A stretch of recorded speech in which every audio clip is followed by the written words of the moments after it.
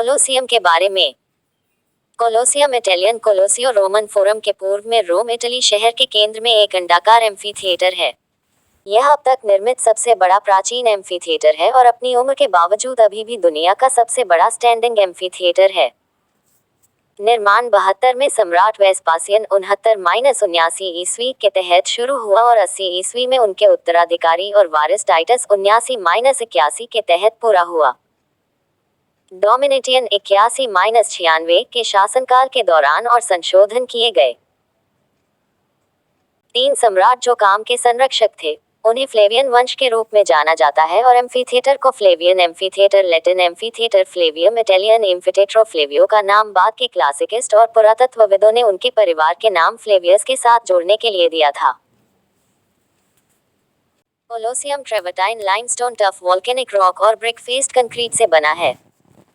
यह अपने इतिहास के विभिन्न बिंदुओं पर अनुमानित 50,000 से 80,000 दर्शकों को पकड़ सकता है, जिसमें लगभग 65,000 के औसत दर्शक होते हैं। इसका उपयोग ग्लैडिएटोरियल प्रतियोगिताओं और सार्वजनिक चश्मे के लिए किया जाता था, जिसमें जानवरों के शिकार, रोमन पौराणिक कथाओं और संक्षेप में मॉक्सी पर आधारित प्रसिद्ध लड़ाइयों और नाटकों के नाटक शामिल थे। लड़ाइयाँ।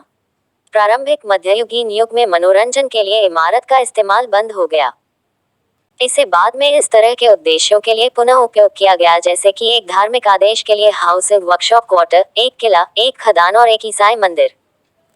इतिहास।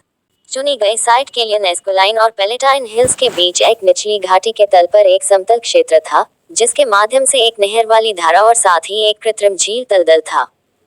2वीं शताब्दी ईसा पूर्व तक यह क्षेत्र घनी आबादी वाला था। यह 64 ईस्वी में रोम की महान आग से तबाह हो गया था, जिसके बाद नीरो ने अपने निजी डोमेन में जोड़ने के लिए बहुत से क्षेत्र को जब्त कर लिया था। उन्होंने साइट पर भव्य डोमस आरिया का निर्माण किया, जिसके सामने उन्होंने एक कृत्रिम झील बनाई, जो मंडपों और बगीचों से घिरी हुई थी।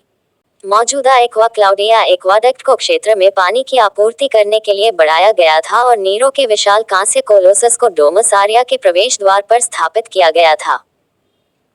वास्तु।